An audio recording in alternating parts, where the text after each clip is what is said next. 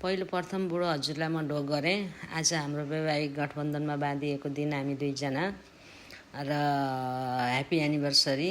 यो साडी तपाईँलाई याद छ? यही साडीमा म 14 वर्षको थिएँ। मैले लाउन नजान्दा तपाईँले लगाइदिएर हिँडाल्नुहुन्थ्यो मलाई है। त्यो साडी मैले सम्हालेर राखेको थिएँ। आज म त्यही साडी लगाएर यो भिडियो बनाउँदैछु। हाम्रो आज 34 वर्ष पुरा पुगेर 35 वर्षमा प्रवेश गरेको हाम्रो वैवाहिक गठबन्धनको हजुरलाई धेरै धेरै शुभकामना छ र आगामी दिनहरूमा पनि हामी यसरी नै हाँसी खुसी भएर दिनहरू यसरी नै बिताउन पाइयोस् भगवानको कृपाले। सबैभन्दा ठुलो कुरा रोग नलागोस् हामीलाई हैन, हाम्रो सपरिवारमा कसैलाई पनि रोग नलागोस्, सबभन्दा ठुलो त्यही हो।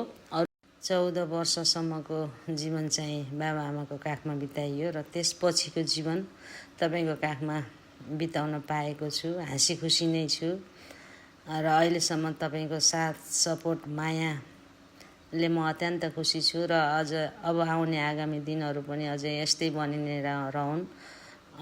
तपाईँलाई, मलाई, हामी दुवैलाई वैवाहिक गठबन्धनको धेरै धेरै शुभकामना छ र आज मैले तपाईँलाई धेरै मिस पनि गरेको छु र अब छिटै हाम्रो भेट पनि हुनेछ हैन।